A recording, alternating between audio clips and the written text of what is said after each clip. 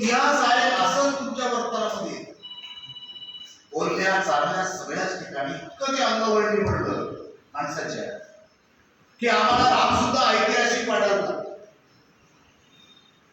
त्या रामाबद्दल एक छान पुस्तक आहे, ईश्वरशाही विरुद्ध संघर्ष नावाचं. त्याने त्याच्यामध्ये स्पष्ट केलं त्या पुस्तकामध्ये की रामाची कथा ही भारतातली नाही. त्याने सांगितलं ही कथा इजिप्शियन आहे, कारण तिकडे रॅमेसेस नावाचा राजा होता आणि तिकडची कथा इकडं आली. आणि त्या काळामध्ये कुशील नावाची जात होती, हे रामाचे पोरं नव्हते. आजही उत्तर प्रदेशामध्ये कुशील नावाची जमात आहे, ती भाट आहे.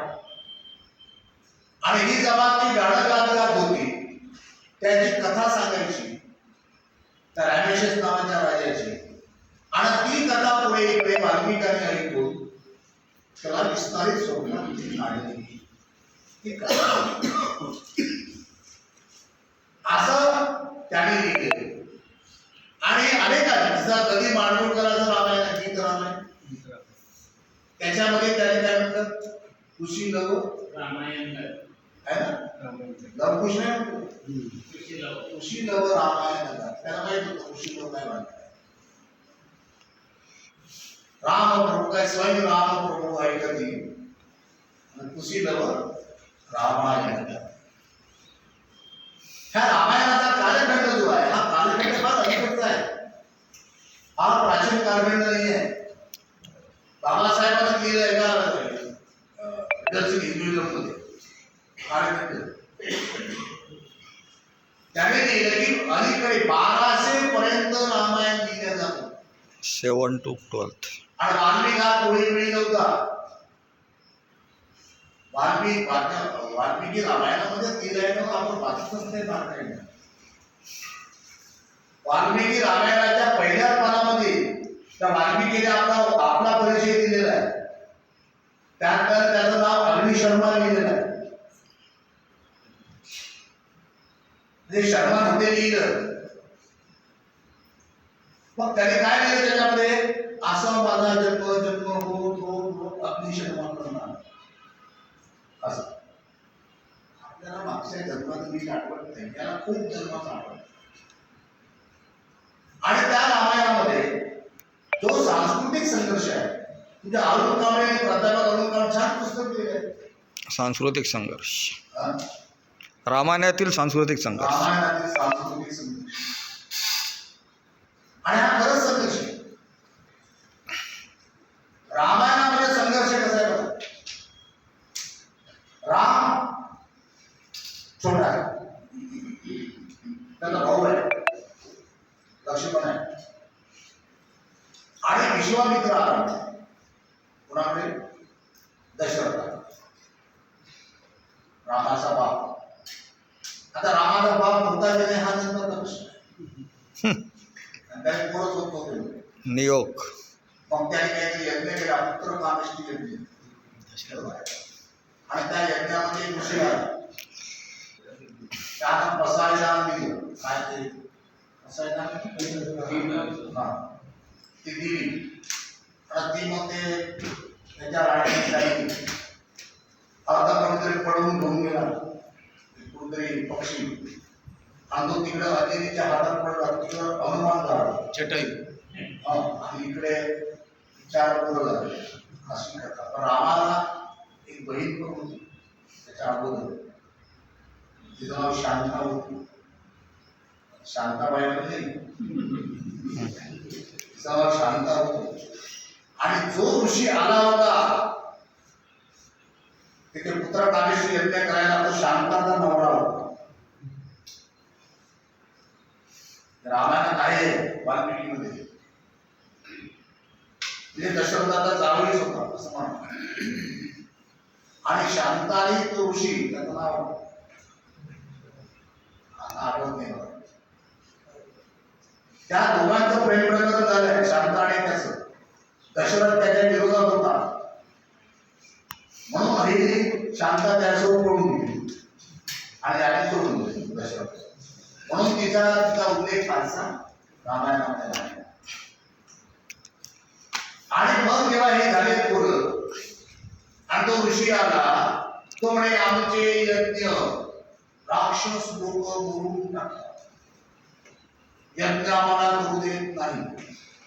आणि म्हणून त्याचं रक्षण करण्यासाठी दशरथा मला तुझे 2 पुत्र पाहिजे. आणि मग दशरथ आणि राम आणि लक्ष्मण दोघांना दिले, हे चालले.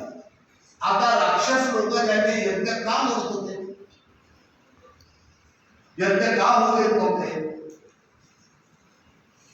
त्याचं कारण आहे विकार राजवाडे नावाच्या इतिहासाच्या त्याने भारतीय विवाह संस्थेचा इतिहास नावाचं पुस्तक लिहिलं.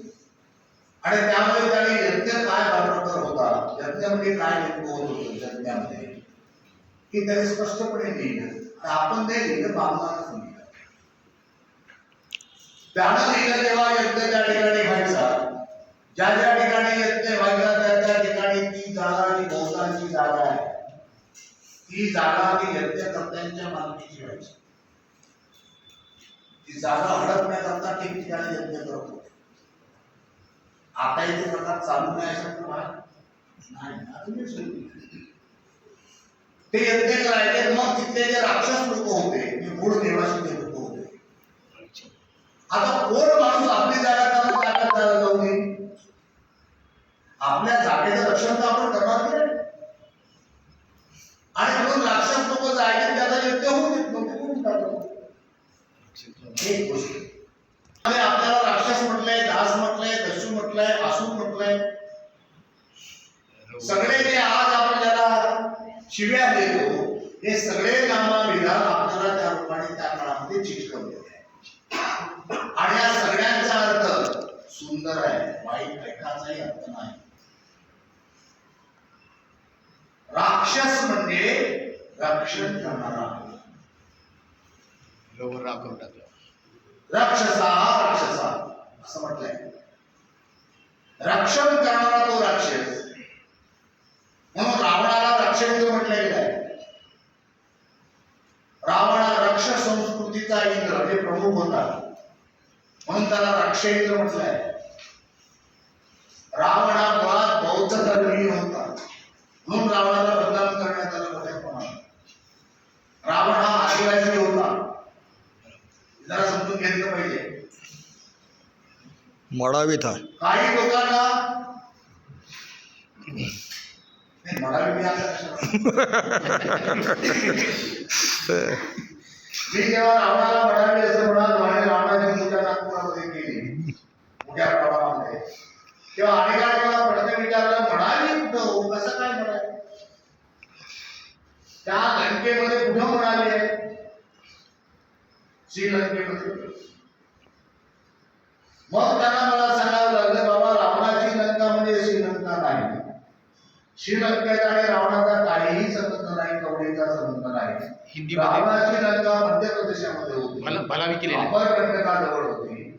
आणि त्याच्यावरती आपल्या भारताचा पुरातत्व विभागाचा एक ठिकाणचा प्रमुख हंसमुख सांगलीया यांनी रावण श्रीलंका नावाचं छान पुस्तक लिहिलं. आणि त्याच्या ठिकाणी सांगितलं की रावणाची लंका ही अमरकंटक, भारताचा पुरातत्व विभागाचा प्रमुख, जे अथेंटिक तुम्हाला सांगतो, त्याचं पुस्तक आहे रावण श्रीलंका. आणि त्याला सांगितलं होतं तिथं आहे रावणाची लंका, श्रीलंकेशी काही संबंध नाही. मग याप्रमाणे श्रीलंकेशी का जोडलं, ते जोडलं यासाठी का अशोकाचे पोरं तिकडे गेले होते ना बुद्ध धर्म सांगायला. मग बदनाम कोणाला करायचं, बदनाम बुद्ध तत्वज्ञानाला करायचं असतं, म्हणून त्यांनी त्याचा संबंध जोडला. त्याचं विस्ताराने आपल्याला पुढे बोलता येऊ शकते. आता जो रावण होता हा रक्षेंद्र होता. आम्ही तुम्हाला सांगत होतो शब्दांचे अर्थ फार बदलतात कधी कधी. या दृष्टिकोनातून असुर नावाचा एक शब्द आहे. आज असुर म्हणले की वाईट वाटते, राक्षस म्हणले की वाईट वाटते. पण राक्षस आपण आहोत हे समजून घ्या. तुमच्या पंचांगामध्ये तुमचा प्रत्येकाचा कल राक्षसातच असतो. देवगण कुणाचाच नसतो. देवगण फक्त ब्राह्मणाचाच असतो. हे मुद्दाम सांगण्यासारख्या वाईट वाईट गोष्टी आहेत. आणि मग असूर शब्द जो आला तो सुंदर शब्द आहे. असूरचा अर्थ आहे असू म्हणजे प्राण आणि र म्हणजे रक्षण. आता प्राणाचं रक्षण एक शब्द आहे असुराचा. आणि राजबली पांडे नावाच्या माणसाला हिंदू धर्मकोश लिहिला. त्या कोशातले अर्थ आहे माझ्या हातचे नाही. त्यात त्याला लिहिलंय असुर म्हणजे शक्तिवान ताकदवान माणूस. त्यात दुसरा अर्थ सांगितलाय असुर म्हणजे जो सुरापान करत नाही. सुरा मेलय मध्य पवाद काना वेळवणी शिक्कापदम समाधी. म्हणजे तो दारू पीत नाही. सुरा म्हणजे दारू पीत नाही तो असुर. जो सुरापान करत नाही तो असुर. आणि जो सुरा पितो ते सूर. सूर म्हणजे देव. देवाचा सूर म्हटलंय समजून घ्या. कारण देवाचा राजा कोण? इंद्र. तो बाप्पा पिदाड्या पिदाड्या तुझं काय काय प्यायचा काय काय नाचवायचा तमाशा अप्सरा नाचवणे काय काय करायचं. आता देवाचा राजा एवढा असा होता तर ते देव कसे असतील. राजा कशी प्रजा प्रजा कसा राजा असं आपण समजू. तर या पद्धतीनं एवढा छान अर्थ त्या असुरचा. आणि आपल्याकडे इतिहासामध्ये असं म्हटलंय की लोखंडचा शोध लोखंडाची पहिली वृत्ती जी सापडली ती बिहारमध्ये सापडली. लोखंड निर्मितीची. आणि ते करण्याचं काम असुर लोक. लोखंडाचा शोध म्हणजे आदिवासी. असुर आजही झारखंडचे आहे. बिहारच्या आदिवासीच्या लिस्टमध्ये पहिल्या नंबरवर आहे. जसं महाराष्ट्रामध्ये आग एक नंबरवर आहे आदिवासीच्या लिस्टमध्ये तसंच असुर तिकडे एक नंबरवर आहे. असुर. पण या सगळ्या जमातीला एवढं बदनाम करून टाकलं या लोकांनी. आपण मोठ्याने हसलं तरी लोक म्हणतात असुरी हास्य बिकट हास्य. बघा बोलल्या तर नाही. म्हणजे एखादा भ्याड माणसाला म्हणायचं काय बुद्धू. हा बुद्धाचं हे आहे. बुद्धू हा बुद्धू आहे. शब्दांमधला सांस्कृतिक बदल कसा होत जातो. नष्ट कसं होते एक संस्कृती. आणि म्हणून याने एवढा चांगला अर्थ असलेले शब्द या लोकांनी आता या काळामध्ये बदलवून टाकले. मला आठवते माझ्या गावात एक दगडाची मोठी विहीर होती. आम्ही जेव्हा म्हणायचे विहीर कुठे बांधली लोक म्हणायचे राक्षस. जुने मंदिर असायचे दगडाच्या शिरेवर शिरे ठेवलेले. लोक म्हणायचे राक्षस. मला प्रश्न पडायचा की एवढं सुंदर बांधकाम करणारी माणसं जे आज आपल्याला जवळ नाही आहे एवढं सुंदर बांधकाम करणारी माणसं वाईट असतील का? त्या लोकांना आपण वाईट ठरवलं. शब्दांचा अर्थ बदलत गेला. जो चांगले शब्द आहे त्याचा अर्थ चांगला आहे. आज मात्र त्या शब्दांचे अर्थ बदलले. तुम्हाला वाटत असेल शब्दांचा अर्थ बदलते का? माझ्या तुमच्या समोर एका शब्दाचा अर्थ. राजीव गांधीच्या काळामध्ये आपल्याकडे तोफा आल्या होत्या. त्या तोफांचं नाव काय? बोगोस. बोगोस नावाच्या तोफा आल्या होत्या. स्वीडन मधल्या तोफा आहे. त्या बो नदीच्या नावात बो नदीच्या काठावर फोर्सचा कारखाना म्हणून त्याला बोगोस असं नाव दिलं. त्या तोफा आपल्या भारतामध्ये आल्याबरोबर राजीव गांधीचा वित्तमंत्री होता विश्वनाथ प्रताप सिंग. त्याने तिथं कामावा केला की याने 64 कोटी खाल्ले. राजीव गांधीने 64 कोटी खाल्ले असा कामावा केला. सगळीकडे भारतभर फिरला. जनता दल निर्माण झालं. अनेक पक्ष एकत्र आले. त्याने राजीव गांधीच्या विरोधामध्ये आपला संघर्ष केला आणि राजीव गांधी पडले नाही तर घरामध्ये चालले. जेव्हा राजीव गांधी परत पडले तेव्हा मी लोकसभेला उभा होतो. मला नीट आठवते. मला ते राजीव गांधी गेल्यानंतर पहिल्यांदा जर प्रचार सभा सुरू झाली एका महिन्याने तर पहिली सभा माझी सभा कांचीराममध्ये घेतली होती. मला नीटपणे ते माहिती आहे. आणि जेव्हा तोफा आपल्याकडे आल्या, यांनी सांगितलं 64 कोटी खाल्ले, भ्रष्टाचार प्रचंड झाला, सगळीकडे असं काही अंदाधुंद काम झालं, राजीव गांधी चालला गेला आणि मग आता त्यांचं सरकार आलं, काही सरकारला शोधता आलं नाही, आता नवीन सरकार त्यालाही शोधता आलं नाही, त्याच्यामध्ये काय भ्रष्टाचार झाला, कुठे खाल्ले, किती खाल्ले, काय काय झालं अजून ते बाहेर येत नाही आहे. पण राजीव गांधी चाललं गेलं, सरकार त्यांचं चाललं गेलं. पण आता तो बोगस नावाचा जो शब्द आहे, आपल्या डोळ्यात एकच शब्द आहे. आता आपण एखादं ऑफिस सुटलं समजून 5 वाजता 6 वाजता आणि त्या ठिकाणी 2 माणसं बसून आहे, टेबलाच्या इकडे पलीकडे जाणारा येणारा बघतो रस्त्याने, ऑफिस तर मला सुटलं, हे दोघं काय करतात, तिसरा म्हणतो काहीतरी बोगस काहीतरी बघा. आपल्या डोळ्यात एकच शब्दाचा अर्थ बदल नाही. जर आपल्या डोळ्यात एकच असा शब्दाचा अर्थ बदलत असेल तर बोगस नावाचा शब्द आता भ्रष्टाचाराला पर्यायी शब्द झाला. आणि मग असा जर इतक्या काळामध्ये हा शब्दाचा अर्थ बदलत असेल तर हजारो वर्षापूर्वी झालेल्या शब्दांचे काय काय पुढे वाजवले असते या लोकांनी, काय काय बदल केला असेल, आणि तो आतापर्यंत आपल्यापर्यंत आला आणि आपण जगाला खरं समजून बसलो. हा एक मोठा सांस्कृतिक बदल आहे. हे का केलं गेलं? जेव्हा शब्दांचे अर्थ बदलले जातात, शब्द नष्ट केले जातात, तेव्हा एक शब्द नष्ट होत नाही, एक संस्कृती नष्ट होत. शब्द संस्कृती असते कुठं? तुमच्या शब्दांमध्ये असते, तुमच्या वर्तनामध्ये असते. आणि जेव्हा शब्द बदलले जाते तेव्हा संस्कृती नष्ट होते, आणि संस्कृती नष्ट झाली. माणसाला गुलाम करण्याचे 2 छान पर्याय सांगितले बाबासाहेब. ते असं म्हणतात, एखाद्या समाजाला गुलाम करायचं असेल तर त्याच्या नायकांना खलनायक करा. त्याचे नायक आहेत त्यांना खलनायक म्हणून टाका, आणि त्यांची संस्कृती जी आहे ती नष्ट करा. ते आपोआप गुलाम होते. ज्या समाजाला नायक नसतो तो समाज सहज गुलाम होतो. ज्याची संस्कृती बदलली जाते शब्दांसहित, त्या माणसाला गुलाम करायला फारसा वेळ लागत नाही. आज झालंय असं आदिवाशांचं. आज आदिवासी राहिलेच नाही. सगळे हिंदुजमचा प्रभाव आदिवासींमध्ये घुसला. कल्चर राहिले होतं आदिवासींकडे, ते संपवून टाकण्याचं काम सुरू आहे. आता गावागावात बजरंग दल होत आदिवासी, आणि आदिवासींचं कल्चर बदलून टाकले. सगळ्याच्या सगळं बदललं तर माणसाला गुलाम सहजपणे करता येऊ शकते. आणि या अँगलने जेव्हा आपण विचार करतो तेव्हा इतिहासामध्ये काय काय झालं. मी तुम्हाला रावणाची गोष्ट सांगत होतो.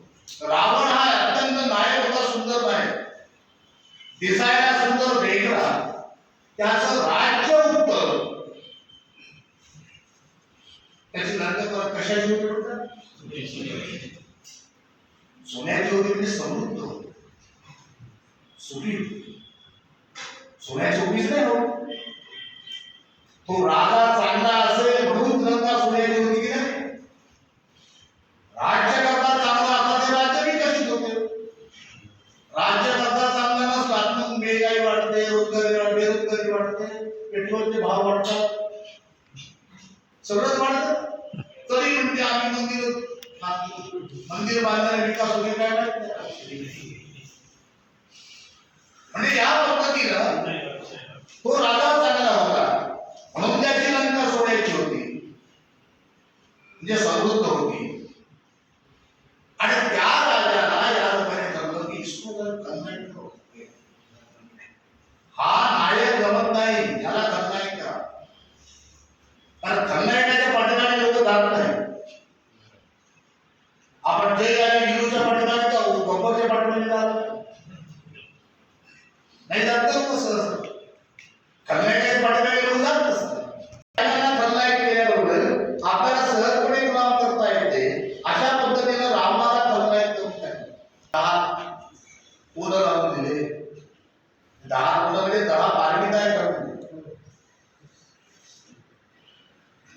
त्याचे पारमितांचे अर्थ उलगडत गेलं पाहिजे. पारमिता इतकं सुंदर आहे, त्याचा जर अर्थ एकेका याच्यावरती एक पुस्तक होऊ शकते एवढ्या छान पैकी. पण त्या माणसाला बंधाकडे 10 तोंड लावली आणि काही लोक 10 तोंड त्याने काय सांगितलं मला अर्थ त्याने सांगितलं काहीही बोलायचं म्हणजे किती खोटे बोलावं. तोंड तर यायला लावलं पाहिजे का.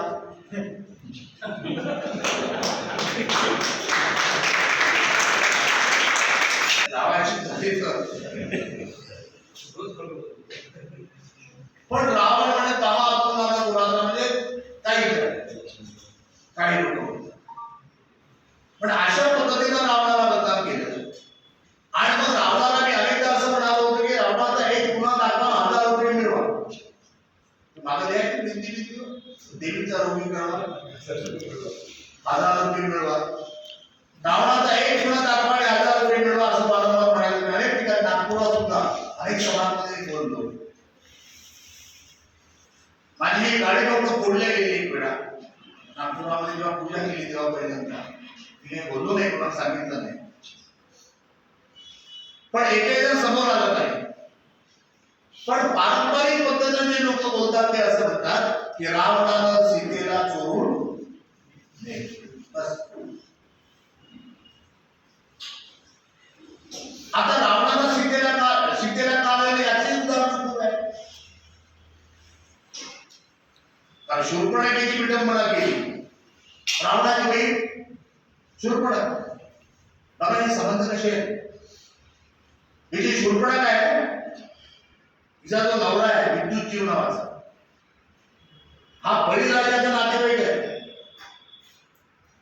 रामायणातले जेवढे खबर मंथरा नागोरी खबर आहे ना, रामायणामध्ये मंथरा नावाचे एक पात्र आहे, ती पण बळीराजाची नातेवाईक आहे. आपण जर बारकाईनं बघितलं तर हा कसा सांस्कृतिक कसा वांशिक संघर्ष आहे. आता ही विद्युतजीव मरण पावला या युद्धामध्ये आणि मग आपली शूर्पणखा ही भावाकडे आली रावणाकडे आणि रावण राजा असल्यामुळे रावणाने तिला घेतला. रावणाने तिच्याकडे एक दंडकारण्य केलं की तू इथे उभे राहा. जसं ताटिका होती इकडे,